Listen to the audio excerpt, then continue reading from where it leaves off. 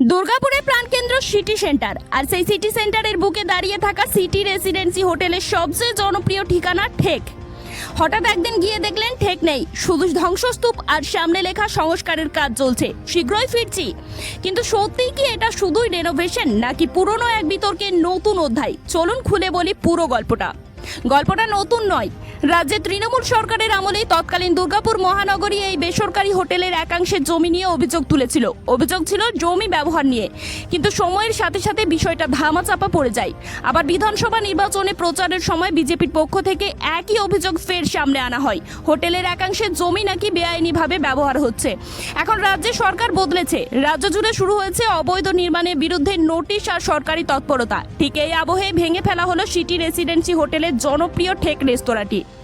রেস্তোরাঁর সামনে টাঙানো বোর্ড বলছে সংস্কারের কাজ শেষ হলে কয়েকদিনের মধ্যে আবার আগের জায়গাতেই ফিরবে ঠেক। কিন্তু প্রশ্ন থেকেই যাচ্ছে, কোনো বেআইনি নির্মাণ বরদাস্ত করা হবে না, সরকারি নিয়ম মেনে ব্যবস্থা নেওয়া হবে। গোটা দুর্গাপুর খতিয়ে দেখতে ইতিমধ্যে কমিটি গঠন করা হয়েছে।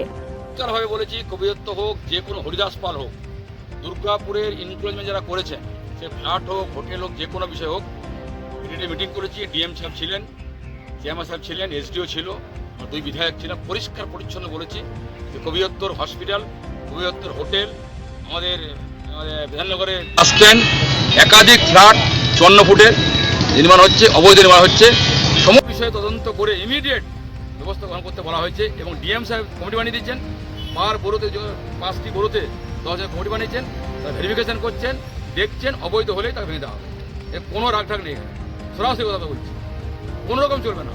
অবৈধ নির্মাণ করে তার 3 তলা 4 তলা 6 তলা হয়ে গেছে, কারো জায়গা নেই, ভেজল্যান্ড দখল করে নেওয়া হয়েছে, রাস্তা ইনক্লোজ করে দেওয়া হয়েছে, জলের কাছে ব্যবস্থা নেই, বাড়ি বানিয়ে দিয়েছে। অর্থাৎ সারা দুর্গাপুর তৃণমূল কংগ্রেস রাজত্বে অবৈধ নির্মাণ, অবৈধ বাড়ি, অবৈধ হোটেল যা করেছেন, অবৈধ থাকলে পরেই তুরন্ত অ্যাকশন, ভেঙে দেওয়া হবে বা ভেঙে নিতে হবে, না নিলে আমরা পরে ভেঙে দেবো, কোনো কিছু করা নেই।